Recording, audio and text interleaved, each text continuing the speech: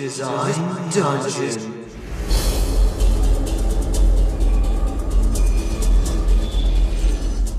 Ooh boy, this again. Fitting enough for this first official episode that I should cover first the subject of my retrospective series, the Thundercats. Since the She-Ra design analysis, I've refined how I critique character designs and the categories that determine how well made the designs are. First and foremost is color. Does the design have a striking color palette that is appealing to look at? Do my eyes hurt from staring at it? This will be a rating of how good or bad it is. Next is conveyance. Do the elements used in the character's design tell us something about them? This includes their outfit, body language, and the character's overall silhouette. There is an overlap between conveyance and color that can affect either score depending on how it's implemented. Third is authenticity. It's the design's uniqueness. In the case of adaptations, it's what aspects of the character have been emphasized or changed. In a sense, it can also be the unique flair that the artists bring to the design. Last is a category specifically for adaptations, character integrity. This is how much of the original character is kept, not so much in appearance, but rather what is the core of the character and how that's visible in the design. It may seem like the opposite of authenticity, but it's not impossible to have good authenticity while still retaining character integrity, and we'll even get into that aspect in this very review. Let's start with the best overall design. Tigra. Go figure. Color-wise, it's fairly safe, except it's a little uninteresting, using faded light blues on his limbs with a darker torso with some dark gray accents. Gone is the regality of the original Tigra, thus his color score is a C+. Clearly the design eschews the regal gold accents of the original Tigra, yet it emphasizes his status as the eldest living member of the group. His hairstyle has been changed to resemble a receding hairline, looks more like gray sideburns. For conveyance, I'll give him an A. The mere fact that the design brings out an aspect of Tigra that isn't touched upon much in the original series is great for its authenticity, bringing that score to a B. On top of that pre-existing aspect being drawn out, we still have our danger-prone Tigra being squashed by a rock in the show's intro. We don't really get the intellectual side from his design, which was very consistent in both earlier iterations, but that has yet to be seen. The character integrity is a B+, giving the overall design a solid B. Next up are the Thunder Kittens, Wily Kit and Wily Cat, who, for the sake of brevity, will be referred to as Kit and Cat respectively. Cat's colors are mainly the same, for good reason. The half light brown and dark brown are very nice, especially with those red accents around the sleeves and bottom of his tunic, setting his color rating at a B+. For conveyance, we get that Cat is a trickster type character through his body language and a raised eyebrow, but not much else, so I'll put that as a C. Authenticity is also a C because it's mainly just a simplified version of the original show's design to fit the minimalist style of the show. As for character integrity, given how the show has set him and his sister to be similar, both in disposition and how they are framed to speak together constantly, the show may be making the mistake of lumping the two together, where in the original run, Cat was always the more hesitant and cautious of the two, so in that department a D+, bringing Cat's total score to a C. Kit's design has some snags right off the bat with the color and how that ties with the entire character design. We have a color imbalance between pink and blue. This is important because of the jester-like pattern that the original had, which ties into the mischievous personality that Wily Kit has. This is what happens when one simplifies a pre-existing design without considering the effects of such minor changes, so color gets a C-. As mentioned before, the color imbalance throws off the trickster look. But wait, there's even more! Back when Stargazer and I were looking over the designs, we came to an interesting revelation about Kit. On to Wily Kit, who's just left of center. He's not too bad. I like his hair. Wily Kit's a girl. Okay, that's bad. If somebody is having trouble telling if your character is what they are, maybe your conveyance isn't that great. There is very little in the design that hints at her femininity, save for the pink, which, thanks to the unbalance, is barely visible in this shot, making conveyance a D. As for the authenticity and integrity, they're both C's because there's nothing really groundbreaking with their character design, nor anything else that seems to have pulled out with it. Bringing the whole design to a C- for subpar design. 2011 did it a whole lot better. Next up is Panthro. Let's just get color out of the way. Monochromatic blue scheme with the exception of the non-existent Thundercat symbol. Boring, but safe. A C. Nothing more, nothing less. Alright, let's finally talk about the show's art style and how it's an active detriment to the character designs. Panthro does not look like a cat humanoid in the least. He looks like a shark. Look at that emphasis on the lower jaw. The snaggletooth, the stubby nose. None of it is cat-like. The ears look like elf ears, which is shared by the entire cast, by the way, but we'll get to the rest of them later. The only thing we get from this design is that he's a tough guy, which is but a fragment of who Panthro is. Conveyance is a D here. Authenticity is barely existent. Again, it's a very stripped-down version of the 85 design, which is a D+. Panthro's character goes beyond simple brawn, as he was a mechanic and a martial artist. His keen intellect was complemented by his nunchucks, which require incredible precision to wield without harming oneself. I see nothing of that from this iteration of Panthro. Thus his character integrity is, you guessed it, a D. Naturally, the overall design is a D+, and it's another one that the 2011 series did way better, except for the top knot. Must have been left over from that older samurai concept of the show. Next up is Snarf. His color scheme's good, a lot of analogous colors, mainly into saturated orange, tan, and yellow, with a bit of white to break things up. It's just alright. B-. As far as conveyance goes, I'm not very sure about him. He seems like a pet, but there is something holding back this score. For now, just take my word on a D+, because I've got a massive revelation for you. Snarf is a robot in this version. Now you're probably wondering how I found that. Well, if you'll just scrub through the Roar intro to about this point, and you'll see that Snarf has rocket jets coming out of his back! This is only shown on screen for an incredibly short amount of time. 10 frames if you go by TV animation standards. Less than a second. So if they wanted that to be a surprise, they probably shouldn't put that in the opening sequence. Putting conveyance at a D+, like I said. But the authenticity is a triple S! For the sheer cool factor of making Snarf a robot. That said, this is yet another instance of Snarf no longer being Jiminy Cricket to Liono's Pinocchio. Snarf was there to counterbalance the pride and recklessness of Liono.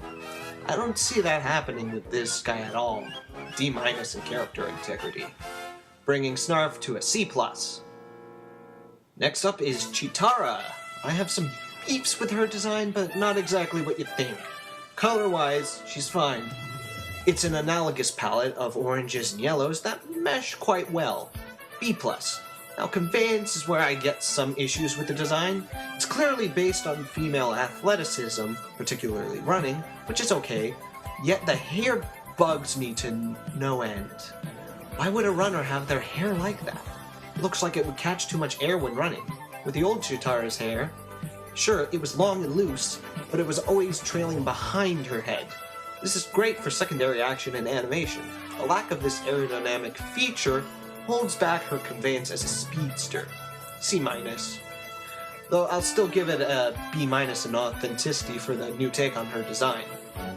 As for character integrity, Cheetara in all iterations of her character has been the heart of the group, keeping members of the Thundercats from butting heads. while still also being able to bail them out of physical trouble. This iteration seems to focus on the latter, which is a severe departure from her character. D+. Drumroll for Cheetara! We have a C. Big surprise. Alright then, onwards to Jaga. Where's Jaga? Where's Liono's mentor? The one whose name Liono uses as swear half the time. That and whiskers. Regardless, let's just pay our respects to the legendary cat sage.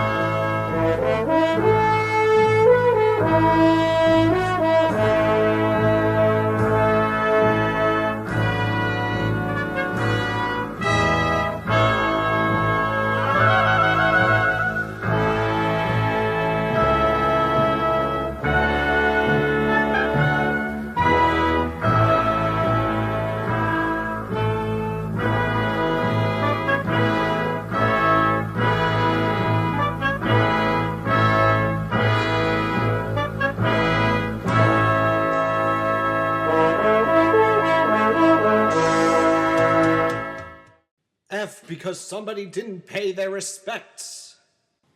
Okay, let's see. Next on the chopping block are the Mutants. Yeah, they're all in this entry because of them having the same general scores. Color-wise, there isn't much to them. Most of their clothing, what little there is, matches with their fur scales. Even their loincloths are slightly different hues in order to match their respective color schemes. They're all solid, so that's a B-. Conveyance, yeah, beastmen, bad guys, not much else to them. It's alright, solid B. That said, there is no real flair to these designs. Remember how the 2011 series gave each character their own silhouettes and even changed Vultureman to be a nobleman to actually reflect him being an intellectual? Yeah, that didn't happen here. They're bulky, beefy, secondary villains who are utterly unimposing. D. On the other hand, they were inept for the vast majority of the series. While their bodies are more uniform, at least their expressions and body language vary to reflect each mutant's personality. A- for the integrity at least. Grand total, the Mutants are a C+, just above average. Now we have the big bad, the malignant mummy, the laughing lich, Mumra, the Everliving! Much like the Mutants, I don't have much to say about the colors other than the fact that they're not horrible. It's basically his color palette from the original run. C+, needs more wrappings in the Everliving form. Conveyance is a B as well. He's the bad guy. That's really it. As you probably guessed, the authenticity suffers again because this show's character design philosophy mostly seems to be take the 1985 designs and simplify them into the ground. No interesting touches like bat noses, power armor that could put Chaos Marines to shame. Thankfully, he's at least allowed to have some imposing aspects, as the Everliving form seems to have been handled with more respect than the Mutants. So I'll give the character integrity at a B+. However, he's very much like the Mutants, in that he gets a C+ as well. Finally, here it is, a moment you all have been waiting for. The Sausage Goblin! Oh, sorry, I meant Liono.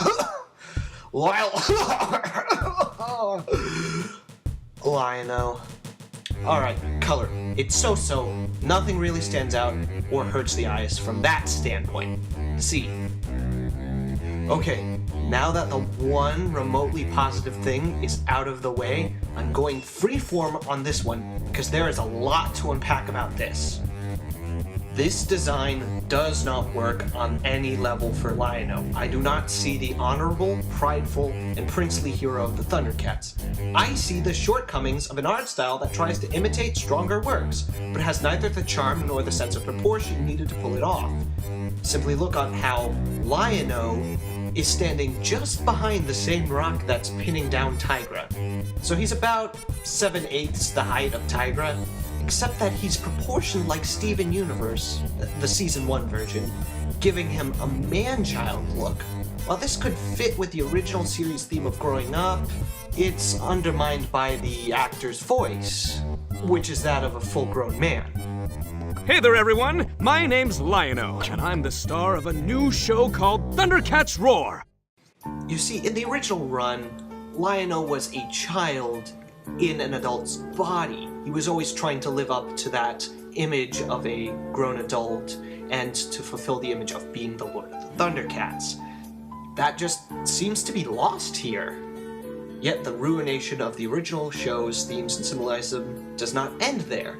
Take the Sword of Omens and its gemstone's location. While its position may seem unimportant and possibly reasonable, it actually misses the point of the gem. It is called the Eye of Thundera, and its old position was designed so that when one called upon the sword to grant them sight beyond sight, their face would be aligned so that the Eye of Thundera is the wielder's third eye, which of course is associated with insight and clairvoyance. Now it's just on the nose. I want to know, what was the thought process behind this design? I can't conceive how you could look at this and think that this was a good idea. This is why people were upset by the show. This design does not show understanding of what Thundercats was, nor does it show any respect towards it. Goodness, the character designs of Teen Titans Go have more reverence to the animated Teen Titans. They were just chibi versions of them. I got the best deals anywhere.